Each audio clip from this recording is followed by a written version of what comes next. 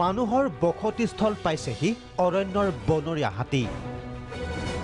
হাতীৰ জাক দেখি ঘৰ এৰি পলাইছে গঞা। প্ৰথমে এই দৃশ্য চাওক। পথ পাৰ হৈছে হাতীৰ জাকটোৱে। পিছে পিছে চোচা লৈছে একাংশ লোকে। অঞ্চলটোৰ আতংকৰ কাৰণ হৈছে এই জাক বনৰীয়া হাতী। বনাঞ্চলৰ পৰা ওলাই অহা হাতীৰ জাকটো দেখি আতংকত দিন পাৰ কৰিছে এইসকল লোকে। উৎপাতত মানে আমি ঘৰৰ পৰা হাতী দেখা পাই থাকোঁ। কিমান ভয়, ৰাতি দিন আমাৰ টোপনি নাই, ক'ৰবাত গুনিব নোৱাৰে, ইমান যে ডাঙৰ জাক আছে। দীৰ্ঘদিনৰ পৰা বকুৰ হাঁহিমত হাতীৰ জাকটোৱে চলাইছে উপদ্ৰৱ। বন্যহস্তীৰ গছকত মৃত্যু হ'ল এজনৰ। সেয়েহে ক্ষোভিত ৰাইজে এইদৰে উত্তাল কৰিলে হাহিম খণ্ড বন বিভাগৰ কাৰ্যালয়। আমাক নিৰাপত্তা লাগে, টকাৰে নুজুখিব মানুহৰ মূল্য।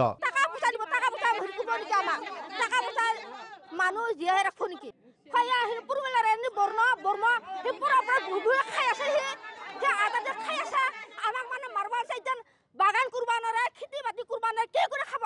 অৱশেষত বন বিভাগৰ তৎপৰতাত হাতীৰ জাকটো অৰণ্যৰ দিশে গতি কৰে যদিও মাৰ যোৱা নাই আতংক। কাৰণ দক্ষিণ কামৰূপৰ এই অঞ্চলত সঘনে মুক্ত বিচৰণ কৰে বনৰীয়া হাতীৰ জাকে, যাৰ ফলত ঘৰ দুৱাৰ এৰি আতংকত দিন কটাইছে হাহিমবাসীয়ে। বকুৰ পৰা চন্দন মজুমদাৰ, প্ৰাগ নিউজ।